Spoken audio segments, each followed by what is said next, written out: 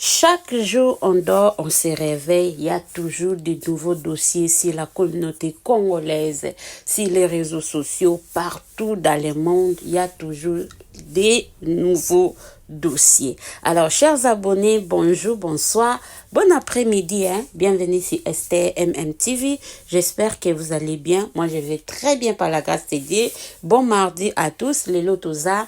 Le 19 décembre 2023. Alors, demain déjà, c'est un jour moko, yaba élection. Alors, il s'embire que jusque-là, ba machine, pour nous voter, bande kona nous comité. Alors, makambo oyo, et comme il a déjà fait 5 ans passé, est-ce que l'élection est ça? To ezate même sarabino ata oza na poso olobela makambo yango ya mboka te me wana eza motema mboka na biso okosala nini okoloba kaka bandeko na ngai me totia juste ka mboka na biso na maboko ya nzambe asunga ba élection oyo vraiment eleka très bien par la grâce de Dieu. Donc ville ezala calme kimia pena ezala na kati ya mboka ba mort bazala te ba blessé ezala te donc ba danger moko ya mabe ezala te enfin que moto na moto a fêté na libota na ye na kimia ata ba kozanga ya kolia mais ba mona na bazala en bonne santé.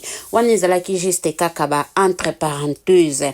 Mes salutations à tous nos abonnés fidèles. Merci beaucoup na confiance, merci na soutien, merci na fidélité na bino, merci na nyonso bozo sala na chaîne na biso. Bon continuer, qu'on s'abonner, bon partager et regarder nos vidéos jusqu'à la fin.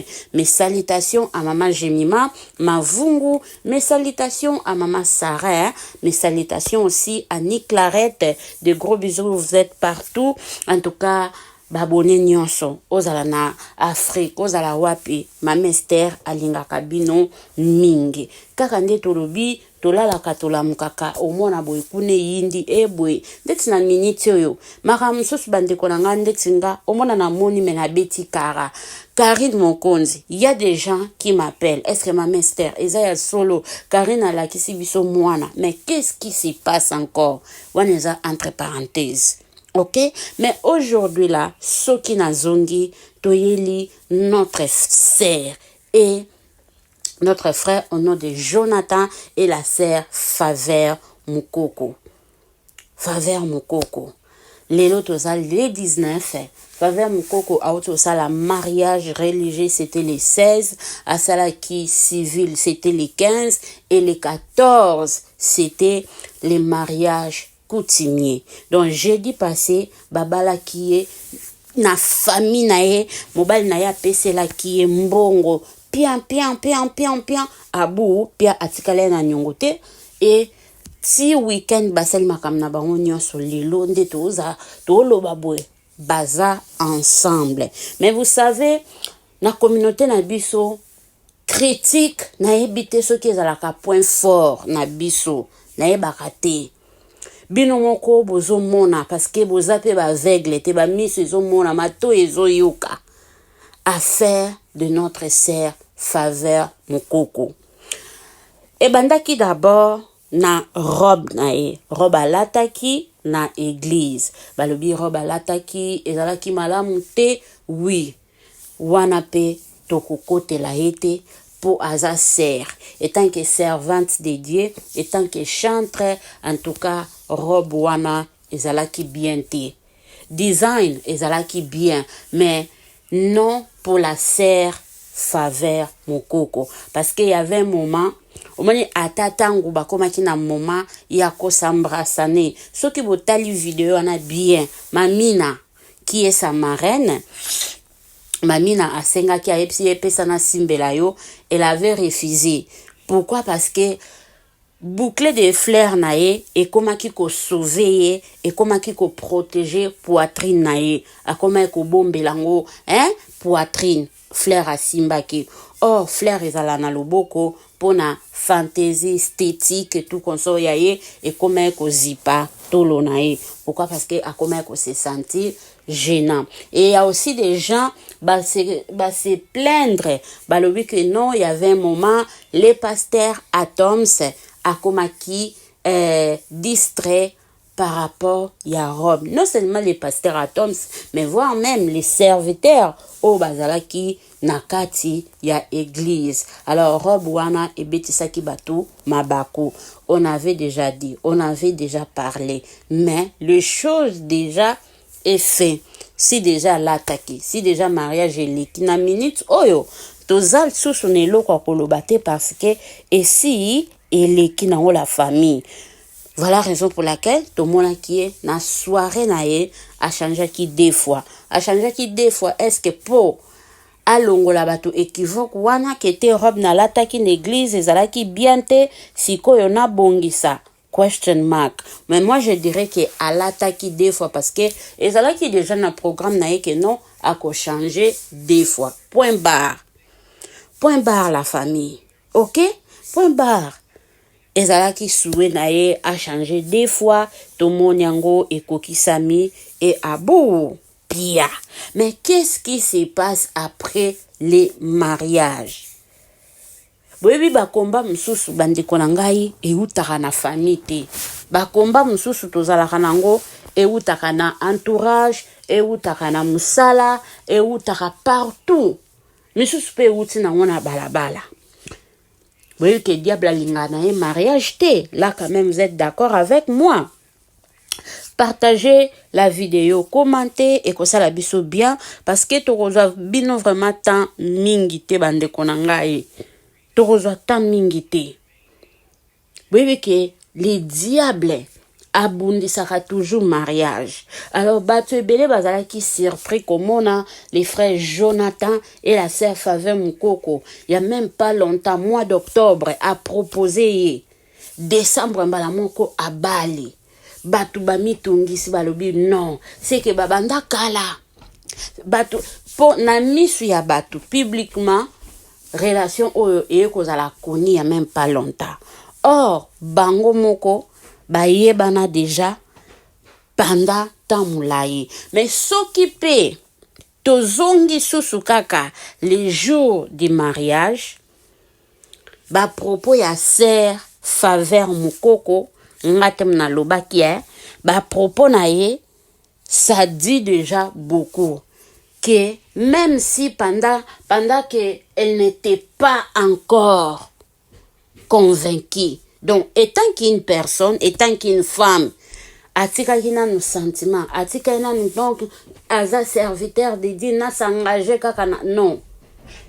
Yé moko d'abord étant que moi si azaki na besoin azala convaincu que non, les frères Jonathan a causa la mobali ya vinae. Mais même pendant ce temps-là, la sœur azalaki na nous convainquité. Les frères Jonathan azalaki toujours wana.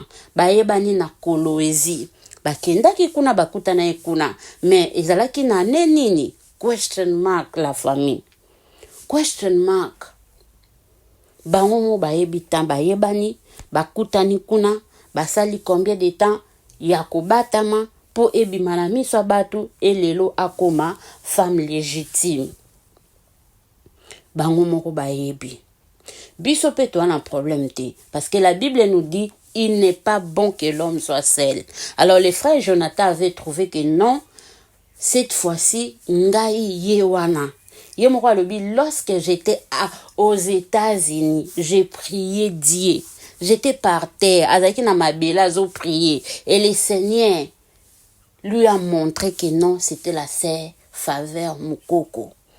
Tango Nzamba la kisie que c'était la sœur à Télémaki. À Télémaki parce que il cherchait abandaki ko luka. Abandaki ko sala na Matthieu 7:7 demander, chercher pour aux joie. Tango mozui réponse na ye akomaki calme. Lelo la sœur Faveur Mukoko yewana. Mais avant d'abord to kota na sujet na biso ya affaire d'âge parce que yango ezo créé polémique sur les réseaux sociaux. Il y a deux choses, trois affaire robe nae ezalaki bien te mal à l'aise, ataki batu mal à l'aise et elle-même aussi elle était mal à l'aise. Wana de to lobelango. Affaire d'âge to lobelango, mais la deuxième chose l'absence remarquable de Majabu Gospel. Est-ce que vous êtes d'accord avec nous ou pas? Alors, moi, personnellement, Nachela Kibino vidéo, bénédiction na bango, soirée na bango, et après, tozo mona ba vidéo, ti lelo, ba vidéo ezo bimakaka. Pourquoi? Parce que, batuna batu ba filma ki na ndenge na bango. Moi, le dimanche, oui, c'était le dimanche soir, na monaki, la présence du pasteur Lord Lombo avec sa femme Eunice. Oh, pa utu bota kalate. Congratulations to you guys. Tomonaki, le pasteur Azalaki wana. Tant déjà, le pasteur Lobo est là. A représenté nan. N'est-ce pas Majabu? Ce qui tomoni quelques membres ya Majabu. Baki na fête. Bazo représenter des gens d'Akumobimba, n'est-ce pas? Est-ce que na fête? Bazalaki obligé ba bengi sakaka famille nyonso ya Majabu parce que tango batu balobi que non l'absence remarquable ya Majabu bozalaki na posa bomona papa Roy Bondo ou maman Myriam Bondo po bomona que non Majabu est assisté Faveur Mukoko, même si Faveur Mukoko est connu grâce à Majabu, mais Majabu est assisté d'une manière d'une autre. Ceux qui n'avaient invité, Tomoni Lord Lombo Bazalaki wana, on a vu, il y avait des frères Bazalaki wana. Surtout qu'il y a des musiciens, Tomoni présence, il y a Pasteur Lord a représenté comme Majabu, mais en même temps étant que chanteur, artiste. Tomona qui paye les frères Fiston Boui Azalaki wana avec sa femme. Alors, na côté kuna, moi je dirais que non, ils ont un problème te. Ils ont problème te, bazalaki wana, na minute oyo, sœur Rosny Azaya Kobota, la sœur Deborah, elle n'est pas à Kinshasa, maman Sandra, elle n'est pas à Kinshasa, et le pasteur Mike Alamba aussi, yemoko, Azana Makamnaye, mais famille Majabu, oh, déjà, Zalaki wana, moi je dirais que Ezalaki nango déjà, enough. Bazaki na besoin te ba mon la présence ya maman Mariam pour bandima ke no ba assista ki bango. Peut-être na présence na physique, to moni présence na bango te, mais financièrement bazwa ki soutient. Et je dirais que non, ça compte. Ça compte la famille. Tout si kaka ko komisaka makam o eza nango normal to gravisaka ba situation. Non, ce n'est pas du tout bien. Et surtout que nous, les chrétiens, ce genre des histoires, ce genre de choses, ils ont la ming kanangamba ba chrétien. Bato ba simba la Bible tongo midi pourquoi? Bato ba sambe la kawana. Kaka bangwana bat bayaka na makambo aboui. Oh, eza kitoko ta mkiete. Hein? Eza kitoko ata mkiete. Parce que étant que bana nzambe et ya makamsusu faut qu'on minimiser makamsusu beti kara robe naye en tout cas to créer la polémique te ezalaki choix ya salaki ngana lobaki na bino kete moto nyonso azakana eloko naye oya rivaka ba jar ya robe oya rivaka to tika na biso to kota sikoyo na makambo ya âge, n'est-ce pas? Ba français ba loba Banglais kuto. Age is just a number. Hein? Parce que bato bazo lobaki non, la sœur Faveur Mukoko azana 30 ans et le frère Jonathan 22 ans. Awa skoto tika ba sentiment, tous à la ba réaliste. En regardant vraiment les frères Jonathan et Lungia, frère Jonathan et Lungia bana 22 ans. Et Lungia frère Jonathan et Lungia bana 22 ans. Pour ani toza mitema mabebo eko ba congolais. Faveur Mukoko boniati et 30 ans. Est-ce que frère Jonathan landa ki âge to alanda ki ba critère oya bande ko luke pa ya mwasi. Âge sali nini? Eza na ba misusu baza na bekar d'âge ya 10 ans, ya 5 ans na nini. Misusu po mona boza na bino âge moko. Misusu pe mwasi aza mukolo. Mais na kati ya relation na bango oyeba te kete mwasi mutu azalaka mukolo. Eloko lokwa âge bolingo créer lango polémique na couple bato na foyer bato. Na tieli bino vidéo oyo les témoignages de la sœur Faveur Mukoko. En tout cas so boke na chaîne na ye boke okutango ya. Boke okutango. Aope sa témoignage na ye concernant ba bouton oye bimae. Parce que tozo mona ba vidéo, ba photo, misusu abimi lokwa mukolo, maquillage et tout comme ça bande konangai. Moi personnellement son abimi bouton kaka moko. Tellement naza muto na linga ocha maquillage chaque jour te, en tout cas na linga ka elongi nangai ezala clean, ezala sec, ezala na donc ba bouton, ba tache, eze loko yo et dérange kanga personnellement. Parce que na ko kakananga d'abord via maquillage te. Eza pe na ba poso mususu via ko chaka maquillage chaque jour. O baby c'est le poso na yo. Tango le poso baby o komi kolata maquillage à vie. Ato za na sorti moko muki obetaka to na se. Te na chaka mwa poudre ata ya mai poka kana zipelongi. Oh, notre sœur azwa ki problème. Akende azuli yango ba traitement. Akende lango Afrique du Sud. Juste ka pona koluka solution ya elongi na ye, ya ba bouton na ye. Bomona na miniature na che photo ya fer ya Faveur Mukoko a pe bozo mona ndenge elongi na ye ezalaki bandeko mwasi moko te akolinga akoma na niveau oyo. Mwasi moko ta olinga akoma na niveau ya ba bouton oyo et dérangeaka et ça la capacité. Et ça la vraiment passé.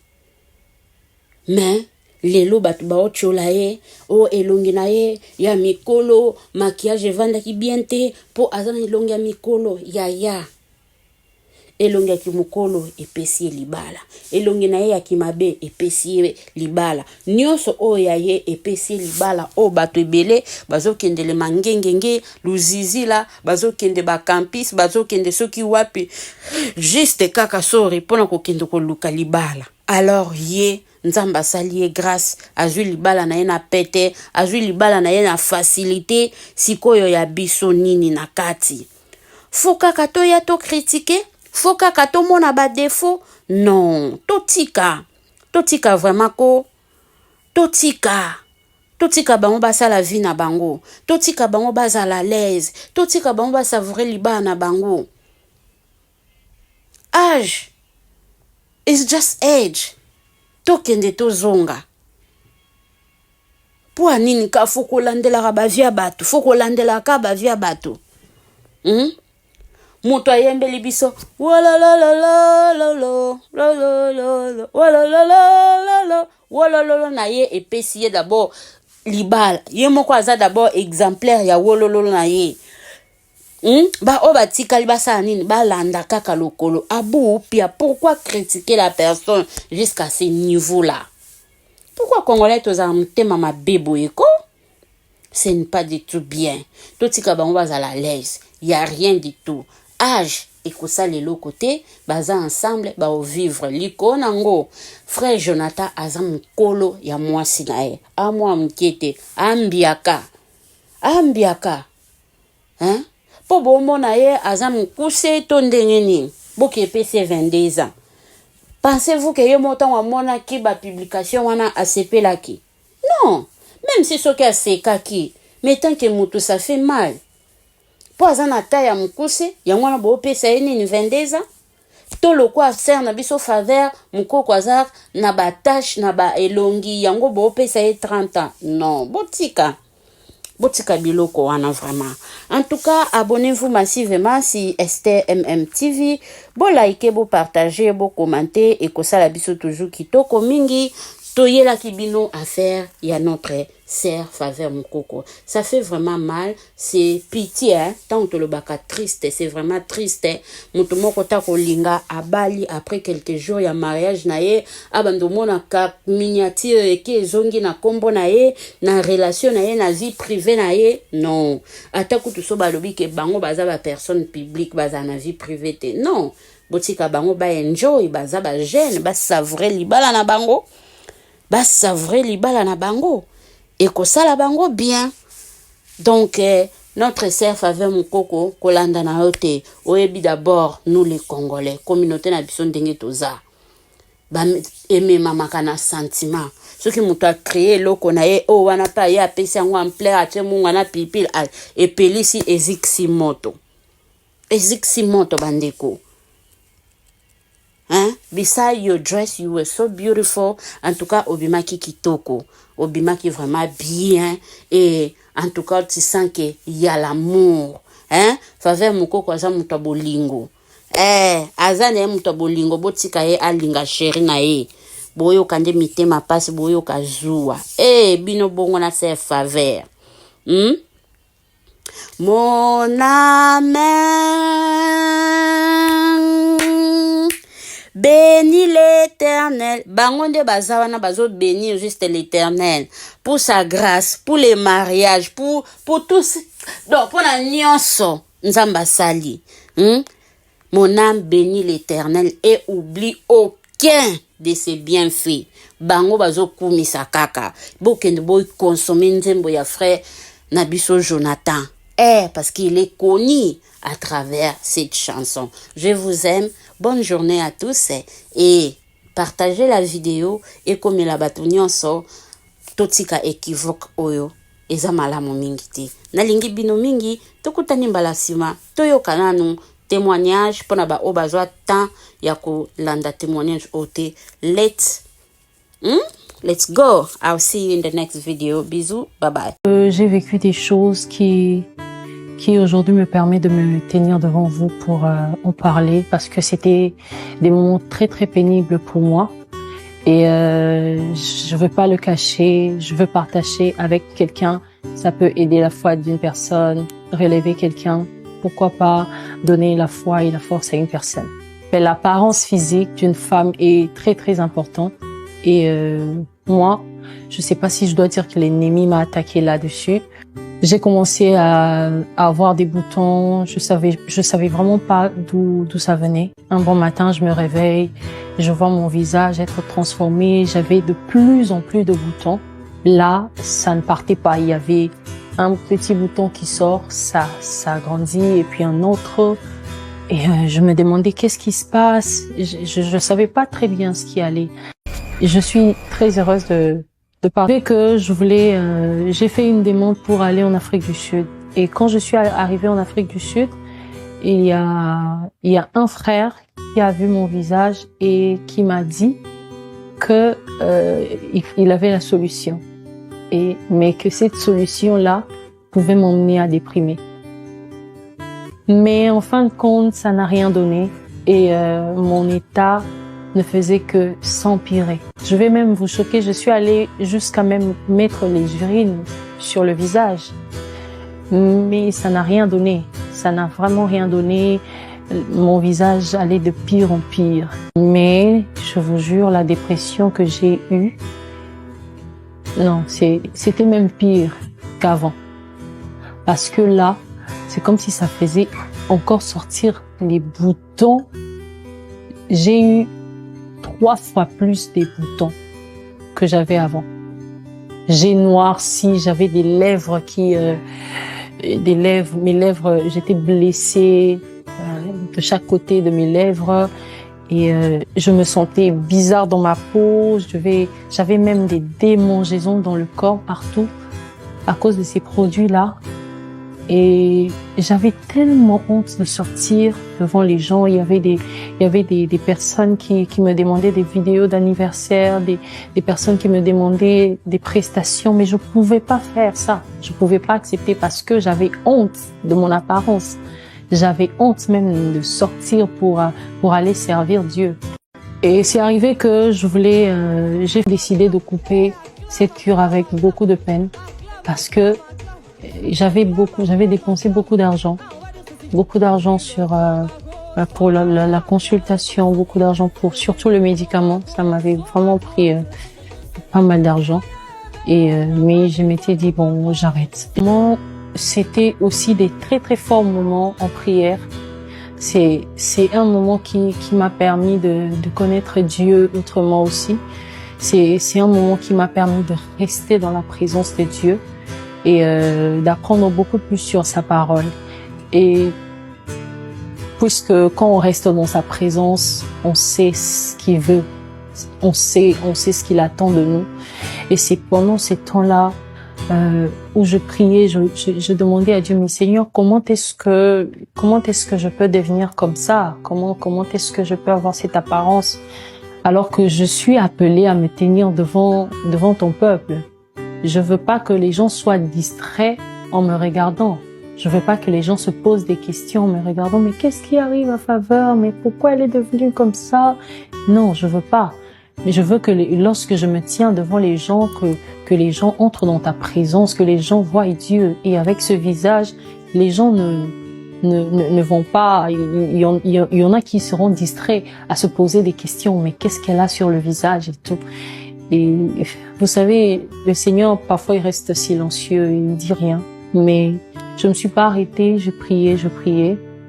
Et après, est-ce que Dieu m'a mis à cœur? Ça m'avait choquée.